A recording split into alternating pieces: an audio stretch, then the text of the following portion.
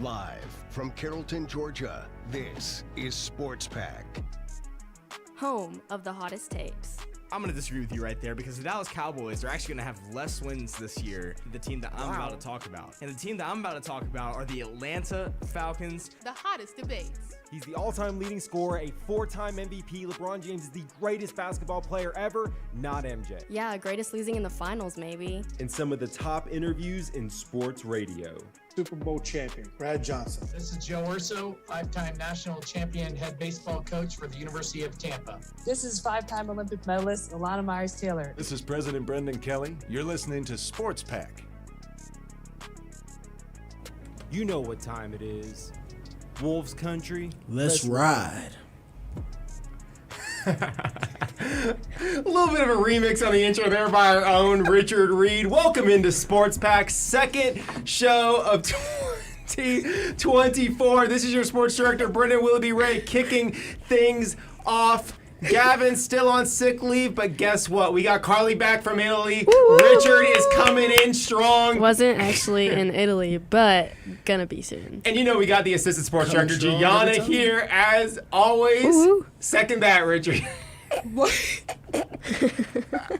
Sports Pack is brought to you by Jefferson's. Jefferson and Carrollton's boneless wings are served hot and fresh daily with 20 different sauce options. Run, don't walk to Jefferson's to get yours tonight. Located at 342 Maple Street, visit their website at jeffersons.com or follow them on Instagram at jeffersons_Carrollton. Now, we have a jam-packed hot clock for y'all tonight. We're getting into UWG, our brand new sports news segment with, seismic news coming out of the NFL today. We got college basketball, we got NBA, and we are ending things tonight by picking the conference championship games this weekend. But y'all know where we always kick things off.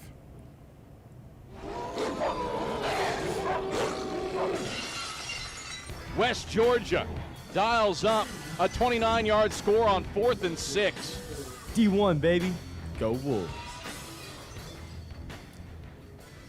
If you happen to be a student here at the University of West Georgia, if you happen to be a fan in the Carrollton area, if you're alum, or heck, if you've never even heard of West Georgia basketball and you're somewhere within the radius of that beautiful stadium, the Coliseum, here in Carrollton, Georgia, you need to get your behind in a seat Trying to tell you as soon as possible, because I'm telling you what, this Wolves men's basketball team is the best team in school history, taking home an 81-71 W. We were all there for it, minus Gianna and minus Gavin yesterday, except Gavin actually had an excuse because he was sick. Okay, I didn't know we were taking shots.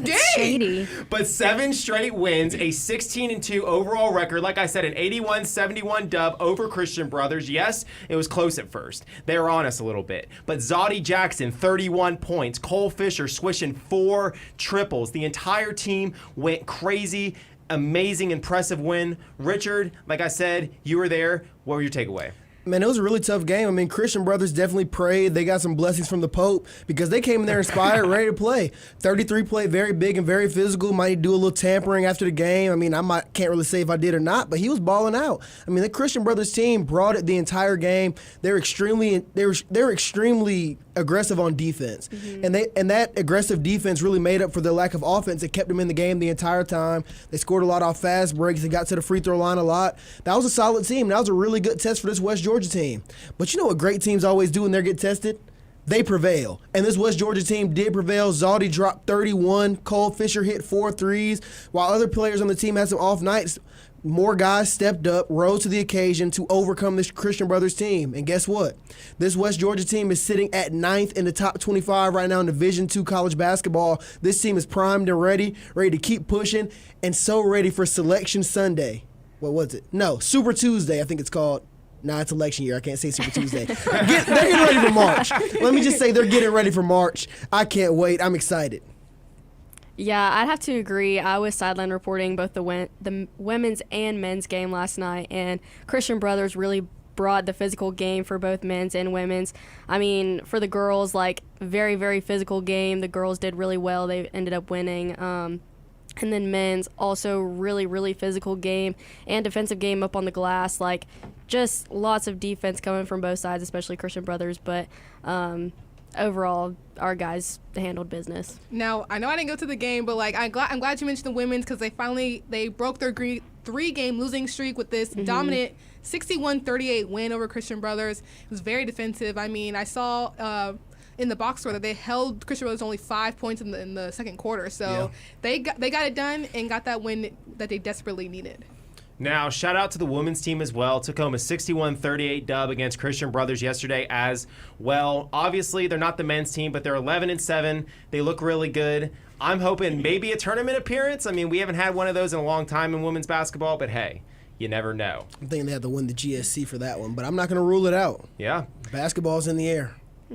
College students who binge drank alcohol at least 3 times per week were roughly 6 times more likely to perform poorly on a test or a project as a result of drinking. That's why Printersdale has joined Wolf Radio and Wolf Sports Network's Drink Responsibly campaign to remind students drinking should be done responsibly and in an environment that discourages overindulging. Faculty won't take hangovers as excuses. The Dodgers introducing Shohei Ohtani after signing him to a record-breaking contract. Nick Saban is retiring. Breaking news on Sports Pad. Now, this is literally breaking news. Broke about 30 minutes before we went on air. Super Bowl champion defensive coordinator for the Los Angeles Rams, Raheem Morris, accepting the head coaching job of the Atlanta Falcons. Richard, I'm going to kick this off with you. Tell me your immediate thoughts and grade this hire. I have a lot of mixed feelings about this hire. I've been out reaching out, talking to a lot of people about it. I don't really know how to feel right now. If I was to give it a grade, I'd give it a B- at this very moment because as everybody knows, I wanted Harbaugh. If not Harbaugh, I was being realistic. I said I'd take Ben Johnson, the Lions offensive coordinator. Now, I can't be too mad about it because Raheem Morris, he's a defensive guy. He's had some moderate success as the defensive coordinator for the LA Chargers. I mean, not the LA Chargers, the LA Rams, sorry. But I mean, like, this year, they had a down year on defense. They didn't really have much going on at corner. I'll give them that. But the defense stepped up when they had to. They were a solid unit. You can tell they were fairly well coached, so they're bringing in a good guy. But on the other hand, we've seen Raheem Morris before.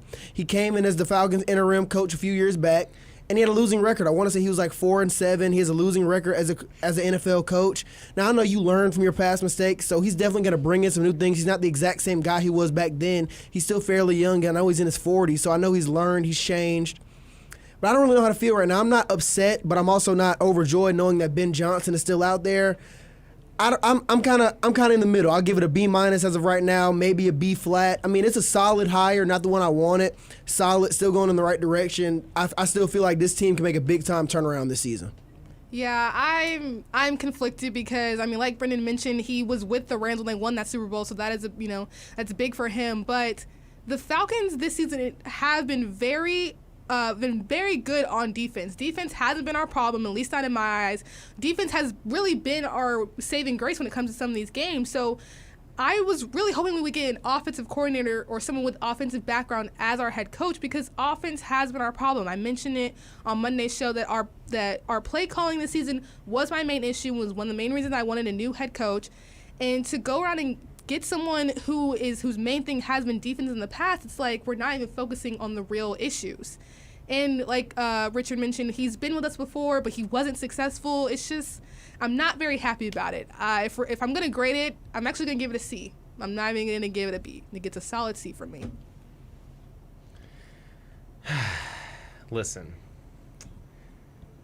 I'm not an Atlanta Falcons hater. You know, you could see the Steelers chain. You know what it is with me. If you've been watching the show, listening to the show for a long time, you know I'm a diehard Steelers fan. You know, I do have a little bit of a grudge against the Falcons for enabling the Patriots to win that Super Bowl and get that 6th ring because that is the worst collapse in the history of sports. But that's old news. We're not going to talk about it. I grade the hire of Raheem Morris a D. I think this is a failure on all fronts from the Atlanta Falcons front office. Now, it's not any shade at Raheem Morris as a person. I think he's a great defensive mind. He's won 2 Super Bowls in different roles on the defensive side of the football. I think he's, been in the NFL for over 20 years, so he's a good football mind. And, I think he might have moderate success. But the problem is, how many Falcons coaches in a row have had moderate success and not been the answer? We look at this Falcons roster, there's so much untapped potential on offense, like Gianna pointed out, right?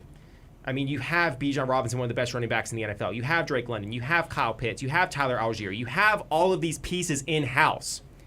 And look, Ben Johnson would have been the best hire, but there was a coach out there that none of y'all Falcons fans wanted that had 6 Super Bowl rings sitting on his desk.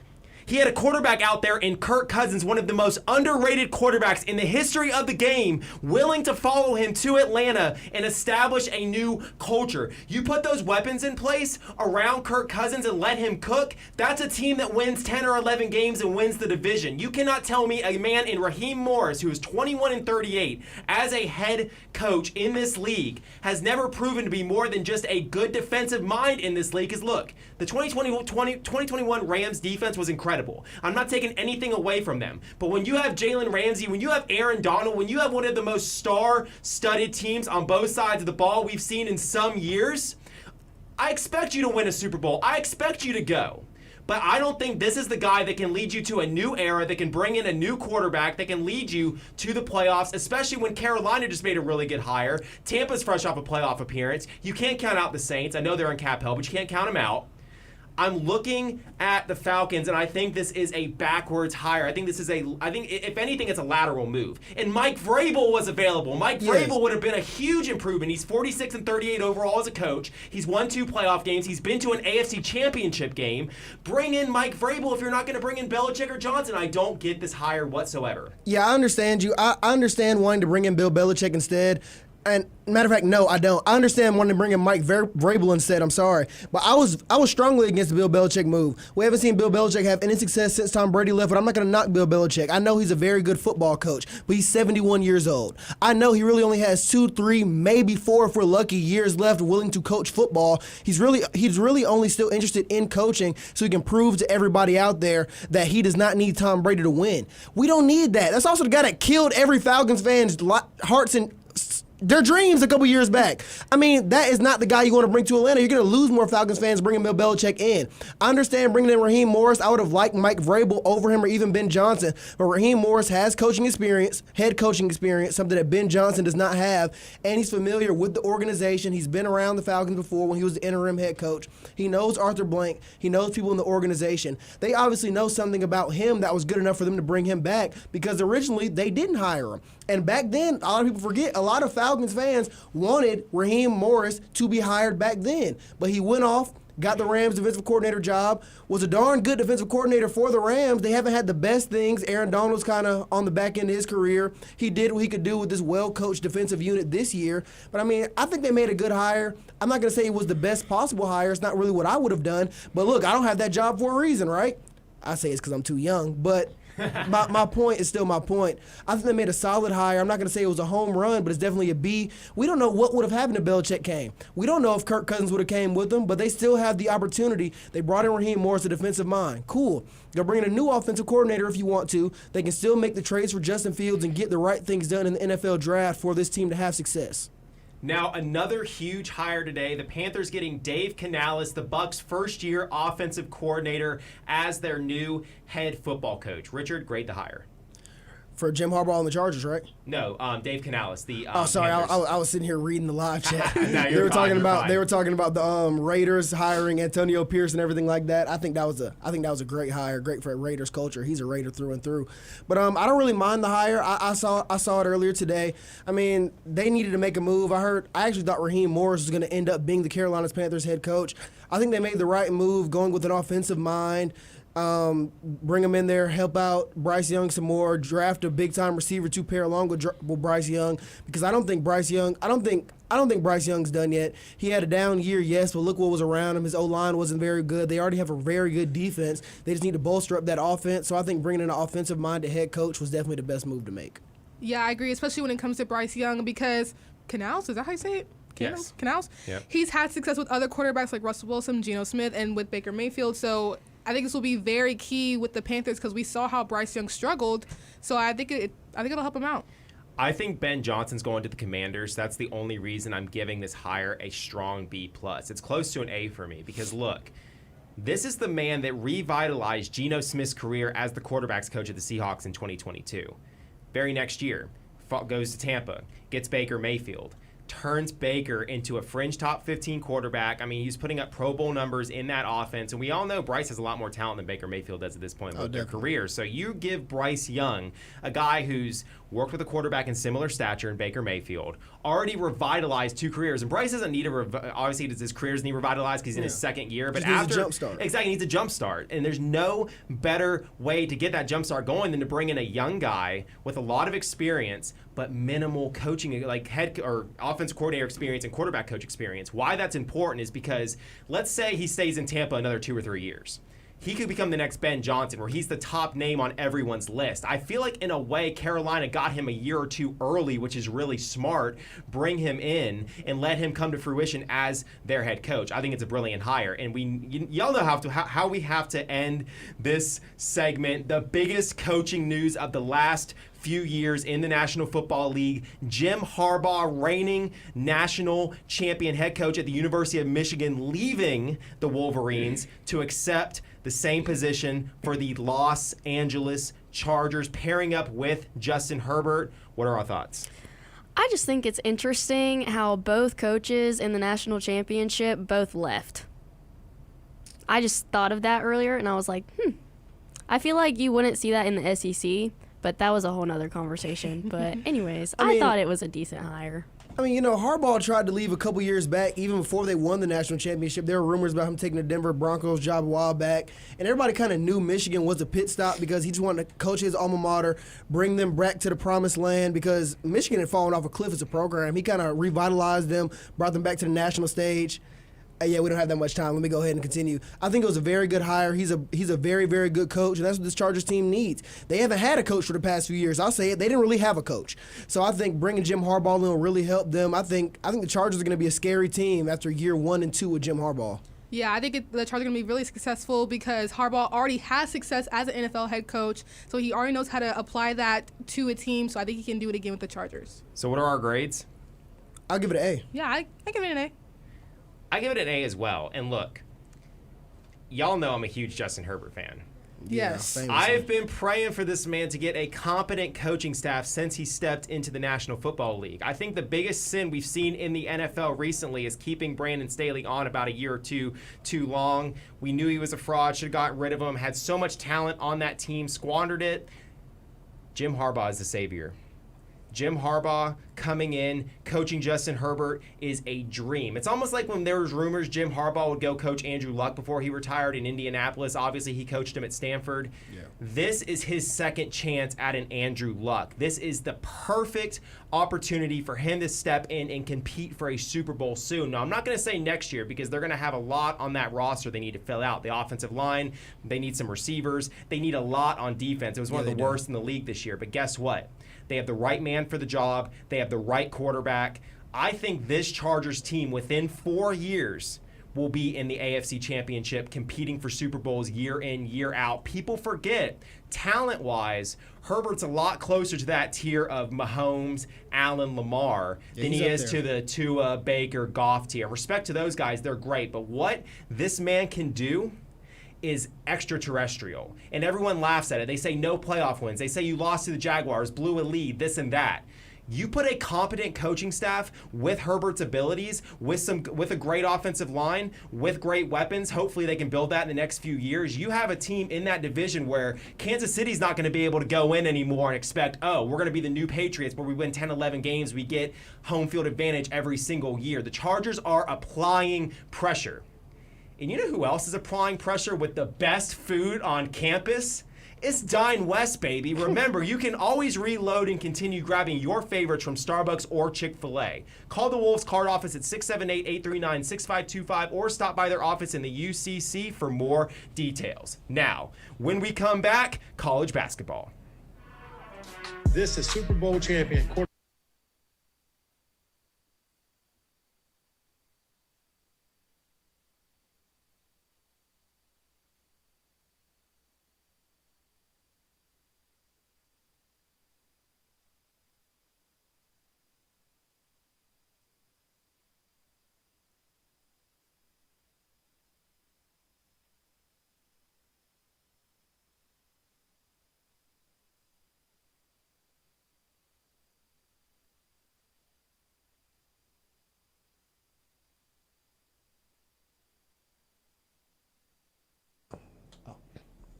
Hello, hello.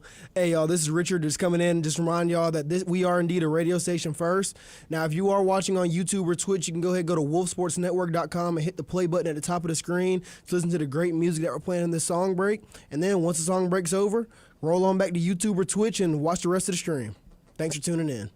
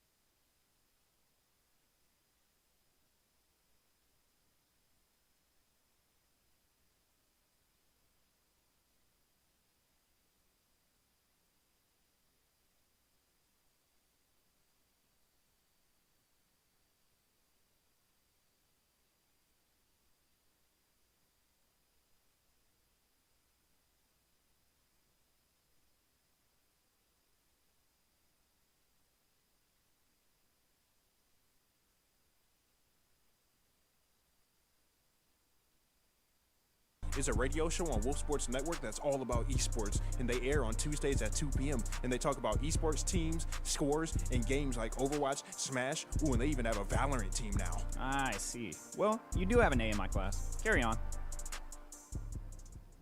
Binge drinking is consuming 5 drinks or more on one occasion for males and 4 drinks or more for females. However, some college students drink at least twice that amount. That is why Printer's Ale has joined Wolf Radio and Wolf Sports Network's Drink Responsibly campaign to make sure our wolves stay safe when drinking. Never drink under the age of 21 and always have a designated driver. Oh, and make sure you throw in some good food. Visit printers-ale.com to learn more about their weekly food truck options. It may not be March, but the madness has already begun. Up in time, Clark for the win! Yeah! There's a takeaway and a run out the poster. Dante Scott absolutely throttles the rim. The most anticipated women's college basketball game of the decade. Number 9 LSU, the defending national champions, at number 1 South Carolina, the modern day women's college basketball dynasty trying to get up there with UConn. Dawn Staley at home with a chip on her shoulder as a 9.5-point favorite. Kim Mulkey marching on in there with her sparkly suits and those high heels, coming to defend the crown. Gianna, I'm going to kick this off with you. Jeez. Who wins and why? Get hyped, Gianna, get hyped. I am hyped. LSU or the South Carolina Gamecocks? I would just like to tell you, this game is in Louisiana, not in South Carolina. Same difference. Doesn't matter. In LSU, will they defend their crown, or will South Carolina come in and remind the world that LSU was a little fluke like in football in 2019, and that South Carolina is the real dynasty in women's basketball? This is definitely going to be a hard-fought game on both sides. I mean, LSU has been kind of having a little bit of a struggle this season. I mean, they lost their season opener, and then they lost to Auburn a couple of games later. And they've had some personal behind-the-scenes issues going on. I mean, Angel Reese was asked for the team for 4 games with no explanation. And then Kateri Poole just left the team, again, no explanation. And then their promising sophomore, Samaya Smith, is out for the season with a knee injury. So they've kind of been going through it. And they've been trying to figure out chemistry with this new look team, but they're pushing through. They're working through it. This season they have been thriving because of their scoring in transition, offensive rebounding, and second chance scoring points. In fact, in both of their losses, part of the reason that they lost was because Colorado and Auburn contained LSU in transition, didn't let them dominate in the glass, and limit them at the free throw line. The free throw line is also a big factor in their wins. Now, on the other hand, South Carolina is undefeated. Like, they've been keeping it rolling. They have been dominant the entire time. They lead the NCAA in field goal percentage with 52.6, rebounds with 48.6, and blocks with 8.9. Like, in women's basketball, that is crazy. Like, they're so dominant. And I know LSU is at home, but I got to go with South Carolina. Like, they've just been so dominant and so consistent this season. It feels wrong to not pick them. Like, LSU is the reigning champion, but they just had way too many problems for me to pick them for this game. Yeah, I feel you. And you hit all the same points I was going to touch on, especially offensive rebounding and second chance points, because I feel like that's going to be the biggest factor in this game. Both of these teams have dominant centers.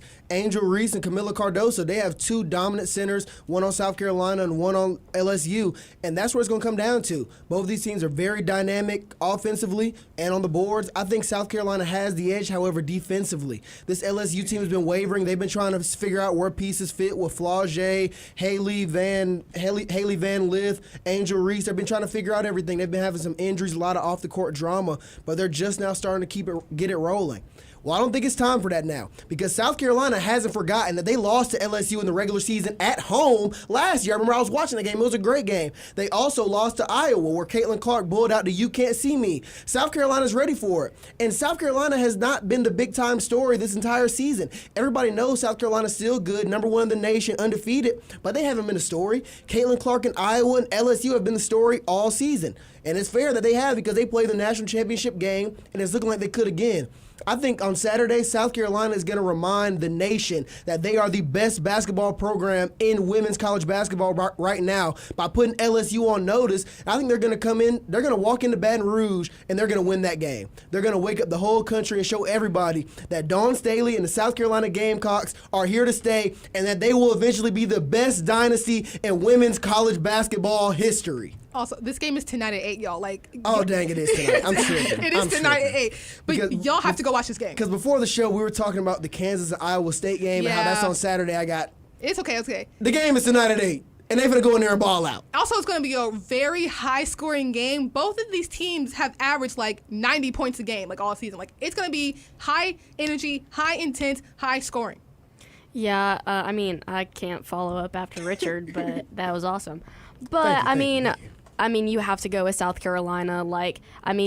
Their win over Kentucky, 98-36, absolute dominance. And I agree with Richard. South Carolina's got to show who's boss and who's #1 and on top. So you have to go with Carolina. Earlier this college football season. All right, we're going when Oregon played Colorado, oh God, Dan Lanning had a pregame speech. He said they're fighting for clicks. We're fighting for wins. Now, LSU, they won a national championship, so obviously they have pedigree on the court.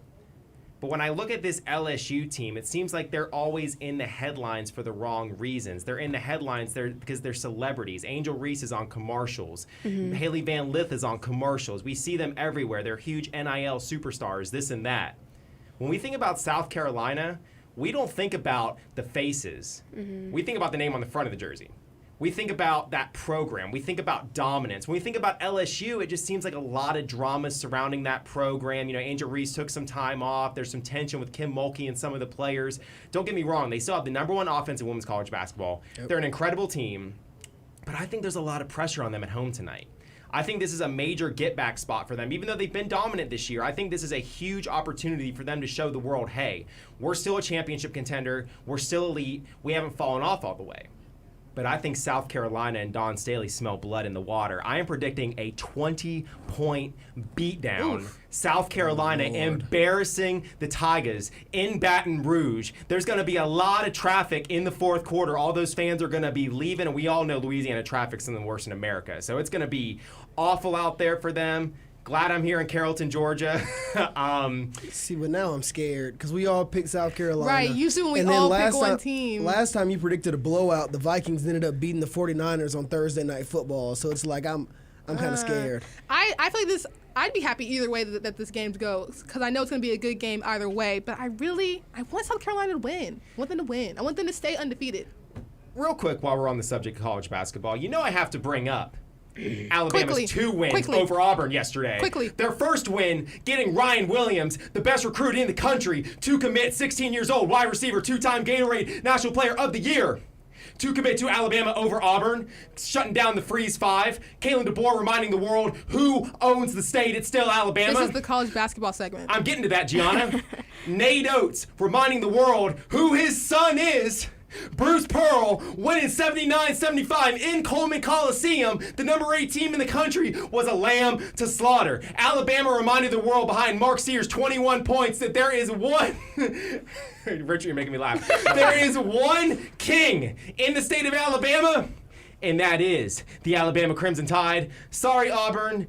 You have a good little run in the regular season. You'll be around a 32 exit. And Alabama's won 3 straight against you. Your coach is 3-6 against Nate Oates. You're second fiddle forever. Sorry about it. Oh my goodness. Okay, that's all I have to say. Feel better? All right. Feel better? Right. Roll Tide. All right. Jefferson's and Carrollton's dine-in or carry-out is the best in Carrollton with online ordering to fit any schedule or need. Download our app now for Jefferson's in your belly later. Jefferson's in Carrollton's open Sunday to Wednesday, 10:30 to 10 p.m. and Thursday to Saturday, 10:30 a.m. to 11 p.m. The NBA is back. Let's go. Schroeder, LeBron, do it again with first slam from Schroeder. Huge news in the NBA breaking yesterday. The Bucks firing head coach Adrian Griffin, first-year head coach Adrian Griffin, and almost immediately replacing him with 2008 NBA champion head coach Doc Rivers.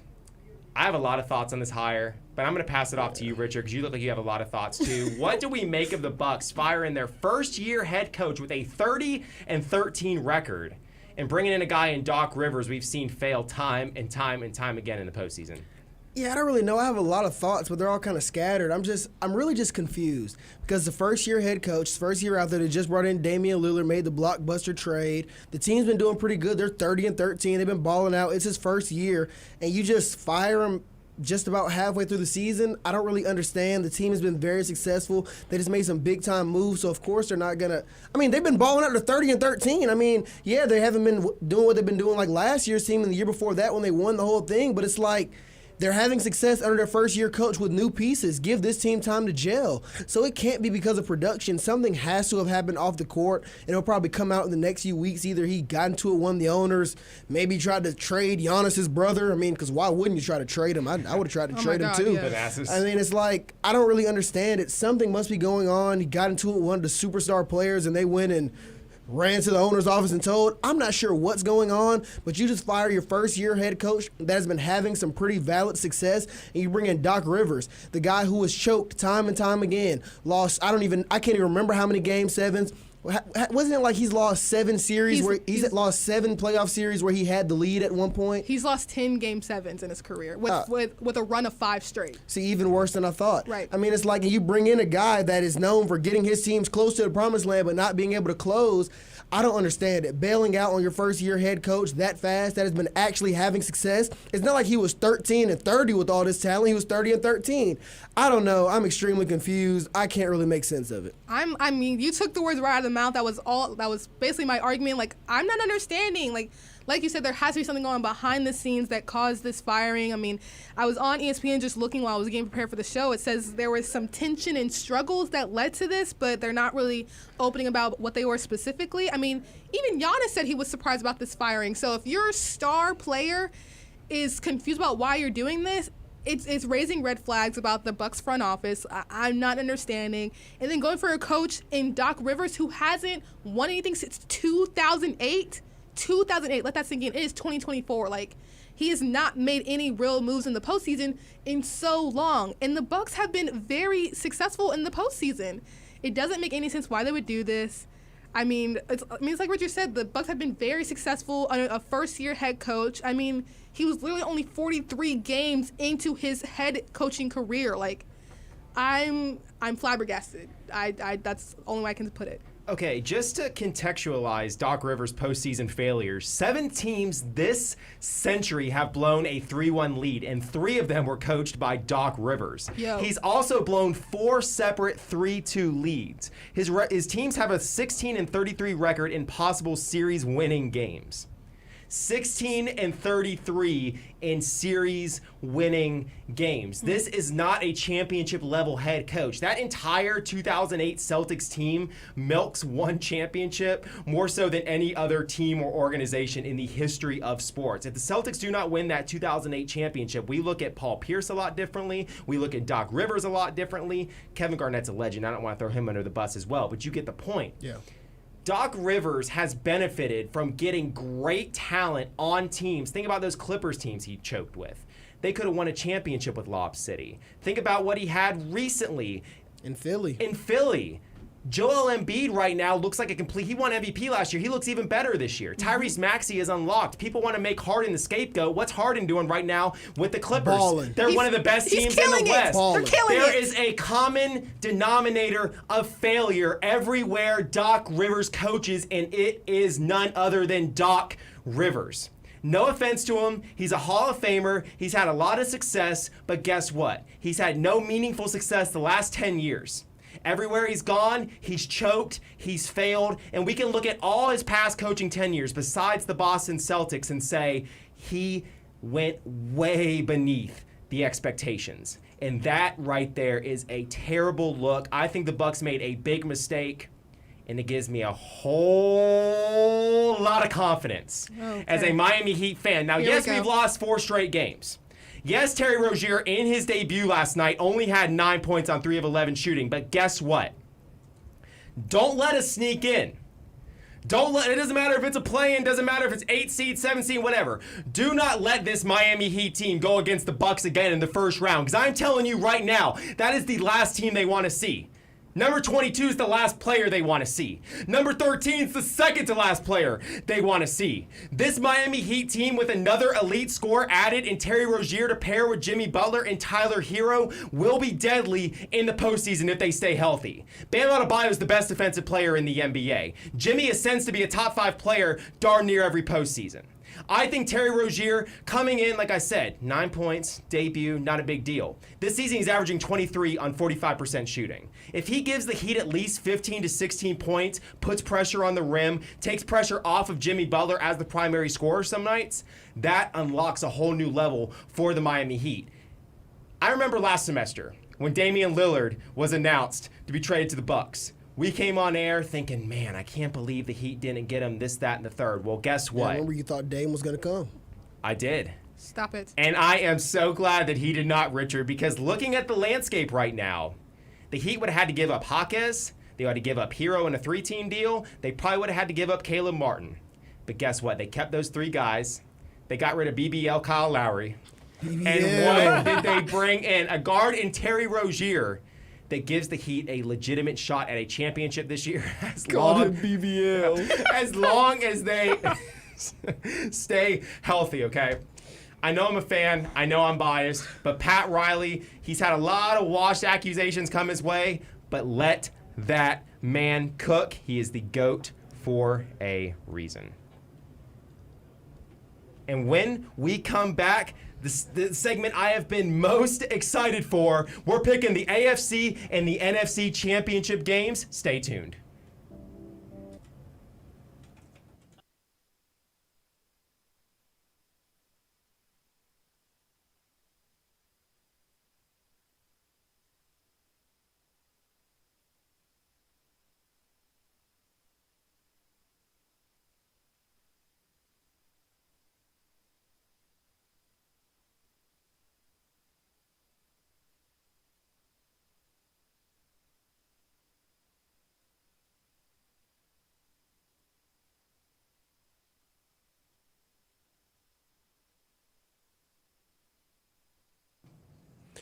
What's going on, all y'all viewing on sorry, it was an echo in my headphones. What's going on, all y'all watching the streams on YouTube and Twitch? Just want to remind y'all we are indeed a radio station first, and we're taking a song break right now. So you can go ahead and go to wolfsportsnetwork.com and hit the play button at the top of the screen to listen to the great music we're listening to right now. Playing Call in My Spirit by Kodak Black right now, so go ahead and tap into that and come back to the stream when you're done. Well, Richard, you're keeping a pulse on the chat right now. What are they saying about these head coaching hires? We got anyone saying anything about Raheem, we got Jim? one guy saying Doc Rivers is a great coach. Show me the results, though. A few people are indifferent about the whole Falcons hire, kind of around the fence. I know there's a big-time Falcons group chat that I'm in, and they all they hate this right now. See, I just have a big problem with the indifference. That's the thing. I think if you're going to make a head coaching hire, if you're the Falcons, you got to make a splash because you have the talent to win that division. It's not a total rebuild. You know, you have the tools in the tool chest. You just need to bring in a quarterback and a coach. That's the only reason I'm not high on it. I feel like it's just a lateral move, and you cannot make a lateral move when that division's for the taking. And really, the NFC, besides the Lions and the Niners, is for the taking, honestly. And we got another one. Raheem is not the answer from Kingston Lions. Hey, I think Kingston's onto something, man. We'll talk more when we get back.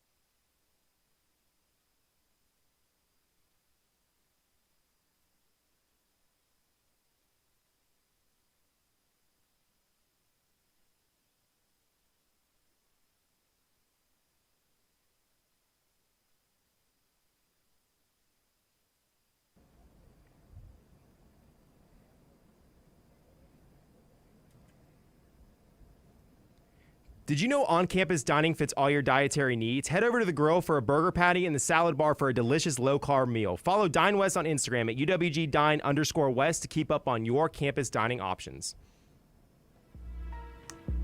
In the NFL, only one thing matters: chasing a dynasty.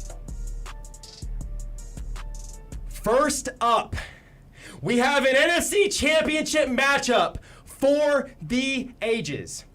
The 12-5 Detroit Lions, led by head coach, potential coach of the year, Dan Campbell.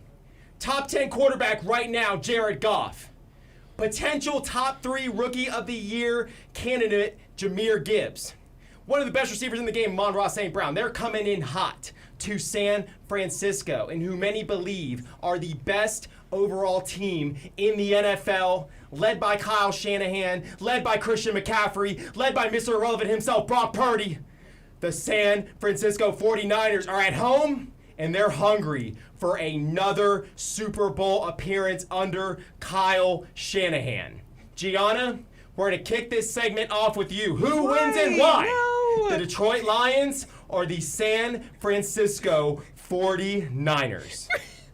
No, everyone in the studio. If you don't want to go first, I'll take it on the Right, chin. Richard, you go first. Everyone in the studio All is right, like Richard, amped. you Listen. go first.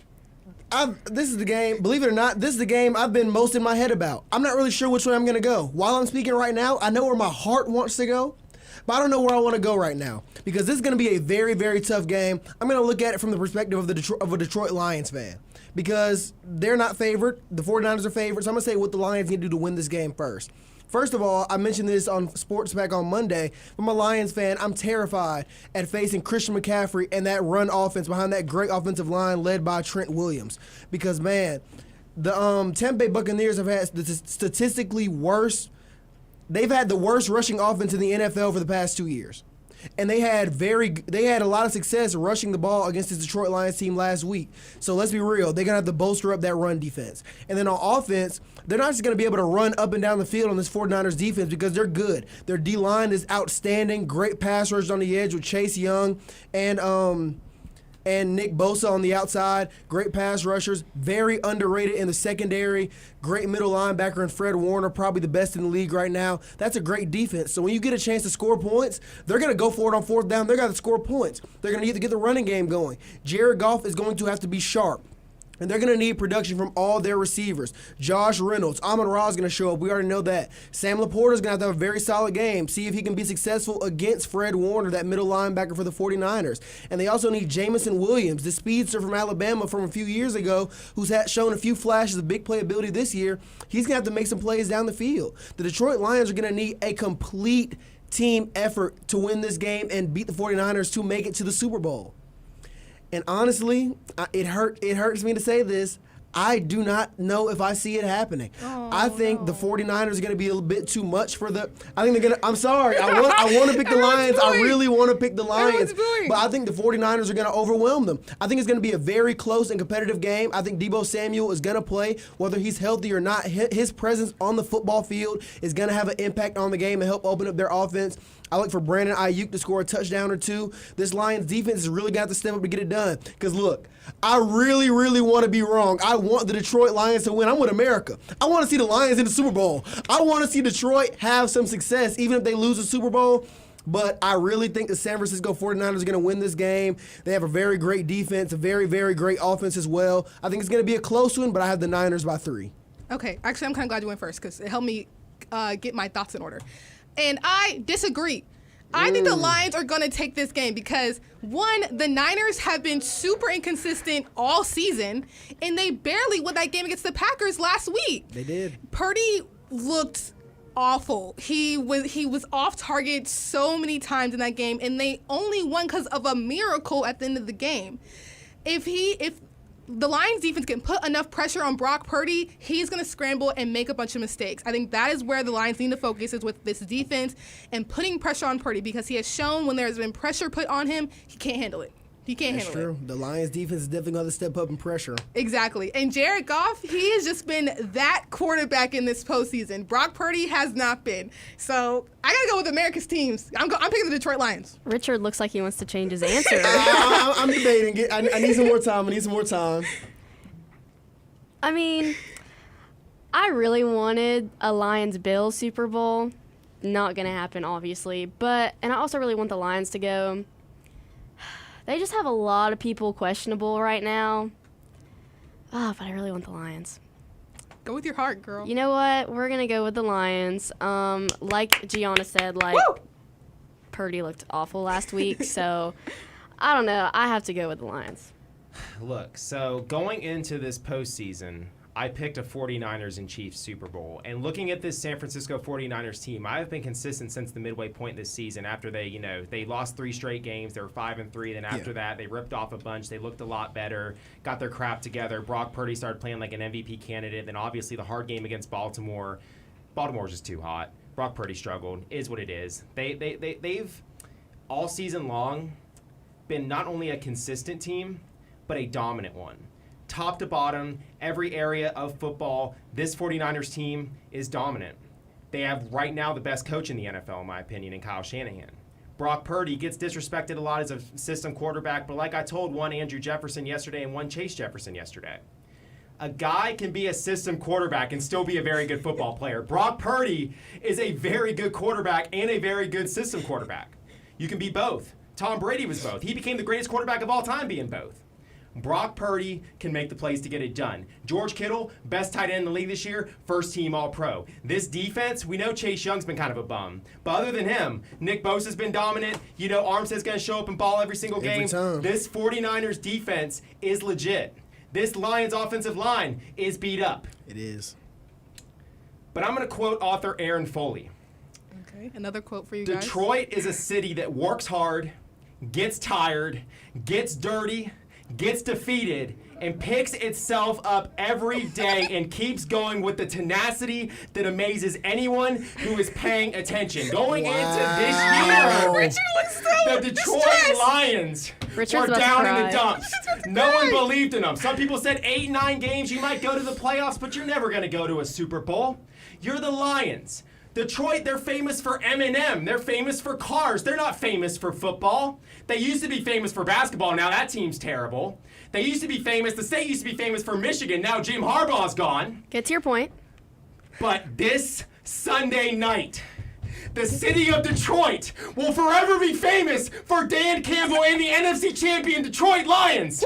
Amon-Ra St. Brown is going for 150 yards. Jared Goff's dropping 4 touchdowns on the San Francisco 49ers head. And the Detroit Lions will be in Super Bowl 58 in Las Vegas, Nevada. Give me the Detroit Lions emphatically in this NFC championship game. Oh my God. You know, I would love to see it. See, now I'm not even mad that I went against the grain. Somebody had to do it. Yeah, you're right. I mean, I'm picking the Niners, but let's go Lions. Come on, man. Let's go Lions. Now, Oh my goodness. the early window game. It's at 3 o'clock. Featuring two-time MVPs. The quarterback at home, one Lamar Jackson. A quarterback who's been disrespected for years. A quarterback who's about to win his second MVP. A quarterback who proved all of his doubters wrong last week, dropping 4 touchdowns in a playoff game when everyone said, including myself, he couldn't perform in the playoffs. They're the best team in the NFL at 13-4. Indeed. They're a 3.5-point favorite. But that other quarterback coming into M&T Bank Stadium goes by the name of Patrick Mahomes II, the chosen one. Arguably the best player we have seen on the offensive side of the football in NFL history. Not only a 2-time MVP, a 2-time Super Bowl champion. We get the marquee matchup the world has been craving. Lamar, Mahomes, AFC Championship. Richard, who wins? Listen, before the football season even kicked off, we went on Wolf Sports Network's Instagram. Go ahead and shoot us a follow at Wolf Sports Network on Instagram. Shameless plug. I hear they have a great social media manager. I don't know who that guy is, but man, is he attractive. But Okay. listen. Anyway, I went on there and I picked Ravens, Eagles in the Super Bowl. I picked the Ravens over the Eagles. Now, we know the Eagles ain't nowhere near this bowl, but the Ravens still have a shot. And I was saying, this is the year. And you know what? It has been the year so far. Listen, they brought in Todd Monken, a few pieces through the NFL draft. They brought in Zay Flowers, who has had an outstanding rookie campaign. And you know what, Lamar? This is the time. If not now, then when? You promised a ring in Baltimore, right? You've been trying to prove all these haters wrong for I don't know how long. Brendan, I'm not even trying to match your monologue. I'm just extremely passionate about this topic. Go ahead, I was Matthew, watching those come on. games last week, and man, the Ravens went out. They beat the Texans. They did what I thought they were going to do. But then I was watching this Bills and Chiefs game. I picked the Bills to win it. And honestly, I'm glad I was wrong. I am glad the Kansas City Chiefs went into Buffalo and won that game. Because if the Bills would have won and the Ravens would have beaten the Bills in the AFC Championship and won the Super Bowl, Lamar Jackson would still be discredited for not having beat the best to become the best. And you know what? Now he has the chance to go in and beat the Kansas City Chiefs, beat Travis Kelce, beat Taylor Swift, and beat Patrick Mahomes to really shut up all the haters on his Super Bowl journey. While he's already going to win his second MVP, he's going to go in and beat the Kansas City Chiefs, beat Patrick Mahomes, and become a Super Bowl champion. This is the road to glory. This is the Super Bowl for the Ravens. This is the Super Bowl for the Baltimore Ravens. They must beat the Kansas City Chiefs, and you know what? They're going to get it done. It is going to be a classic game at the Baltimore Ravens, 27-24 over the Chiefs. Let's go, Lamar. Let's go, Ravens. Wow. I don't even know how to follow that. Yeah, it's so hard to follow them. I'm going to be honest. It's going to be a very close game because Mahomes has proven that even if he struggles in the regular season, the postseason is where he shines. I mean, the Chiefs have been they've been kind of struggling this season, but Mahomes has been balling out in the postseason. I mean, like, I don't even know how to put into words. He's just been balling out. He's been third in the league in passing yards with 477. I mean, the Chiefs have really been picking it up. Him and Travis Kelce passed Gronk and Brady for tight end and whatever receptions in the postseason. Like they've been balling out. They've been balling out. But I'm gonna agree with Richard. I want the Ravens to do it. I want to see it. I think it'll be huge for Baltimore and be huge for Lamar. And you're right.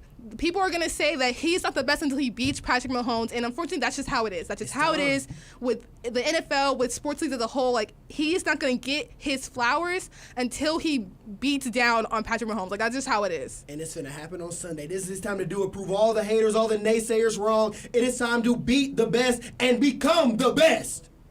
Yeah, there you go. You heard it here first. Yeah, I'm like so against the Chiefs winning. Like, I do not want them to win. I think Lamar Jackson's gonna get it done, and I'm just over the Chiefs hype. I'm so over it. Like, I mean, this is coming from me as a Broncos fan. Like, we hate the Chiefs. Like, I cannot stand the Chiefs. So I'm going Lamar Jackson all the way. The Ravens are gonna go. Now look. Quickly, Brendan. I'm a Steelers fan. Mm-hmm. Y'all know Okay, you gotta speed up to your point. Not everything has to be story time. I'm getting there. Not everything has to be story time. Yes, it does, Gianna. No. Now listen, it does. This Baltimore Ravens team was the best team in the NFL all year long. They proved that when they dismantled the 49ers. They proved that week in, week out with dominant defense, MVP play at quarterback, really improved play from wide receiver. I mean, shout out Zay Flowers. I mean, what an incredible rookie year from him, really being what everyone thought Hollywood Brown would be for the Baltimore Ravens. Nothing but respect for them. You know, I can't stand the Bengals, can't stand the Browns, can't stand the Ravens, but I respect the heck out of the Baltimore Ravens. John Harbaugh, Lamar Jackson, incredible organization, nothing but respect. I give them my flowers, no pun intended. Zay. But the Kansas City Chiefs are two-time Super Bowl champions with Patrick Mahomes and Andy Reid for a reason. Patrick Mahomes has played 16 playoff games in his career. He has 38 touchdowns to 7 interceptions and 4,500 passing yards. There's 17 games in an NFL season, used to be 16. If you average that out over a 17-game season, he'd win MVP every single year. This is how elite Patrick Mahomes has been in the playoffs. He steps his play up in the playoffs. We see it year in and year out. And sometimes I went with against a sure thing last time. I picked the Lions. I went with the unknown. This time around, I have to go with the sure thing. I have to go with the best quarterback I've ever seen. I have to go with the Hall of Fame head coach. I have to go with the best defense Patrick Mahomes has ever played in, right? This Kansas City defense is the best we've seen since Patrick Mahomes has been their quarterback. I think Mahomes, Reed, Swift, Kelce, all of them go into M&T Bank Stadium and get the job done. The Kansas City Chiefs return to the Super Bowl. The Baltimore Ravens return to the couch. And we see the Chiefs and the Lions partying for 2 weeks in Las Vegas. Give me the Kansas City Chiefs winning the AFC Championship and sending home the Baltimore Ravens. Now, look, I'm a little more calm now. I'm very quickly. passionate. Yeah, I'll make it quick. Shout out Nolan Johnson, man. It's the year of the hardball. I think it's going to happen. This is reminding me of that insane run that Joe Flacco and the Ravens went on a few years back when he beat Peyton Manning and Tom Brady to get to the Super Bowl to beat, guess who? The 49ers, the same team I picked to go. I think they're going to channel it. This defense is spectacular. It's going to be an amazing game. I have 2 final scores in my mind, both with the Ravens winning. Either Ravens 27-24 or Ravens 31-27. It's going to be a close game. It's going to be a dogfight. Give me the Ravens. If not now, then when? Who's got it better than us? Come on.